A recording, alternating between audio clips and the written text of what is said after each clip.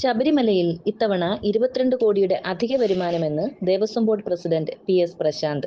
മണ്ഡല മകരവിളക്ക് മഹോത്സവം ആരംഭിച്ച് 29 ദിവസം പൂർത്തിയാകുമ്പോൾ 22,67,956 ഭക്തരാണ് ശബരിമല ദർശനത്തിനെത്തിയതെന്ന് ദേവസ്വം ബോർഡ് പ്രസിഡന്റ് വാർത്താസമ്മേളനത്തിൽ പറഞ്ഞു. കഴിഞ്ഞ വർഷം ഇതേ സമയം 18,16,913 ഭക്തരാണ് ദർശനത്തിനെത്തിയത്.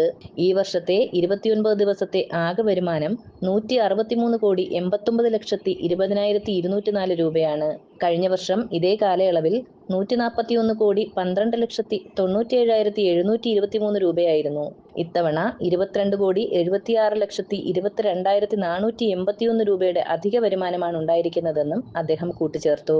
അരവണയുടെ വിറ്റുവരവ് 82,67,67,50 രൂപയാണ്. കഴിഞ്ഞ വർഷത്തെ അപേക്ഷിച്ച് 17,41,19,730 രൂപയുടെ അധിക വരുമാനമാണ് ഉണ്ടായിരിക്കുന്നത്. ഈ വർഷത്തെ തീർത്ഥാടന കാലം മനോഹരമായിരുന്നുവെന്നും തിരുത്തേണ്ട ചില കാര്യങ്ങളുണ്ട് എന്നും അദ്ദേഹം പറഞ്ഞു. തിരക്ക് നിയന്ത്രിക്കുന്ന പോലീസ് വിജയകരമാണെന്നും അദ്ദേഹം കൂട്ടിച്ചേർത്തു.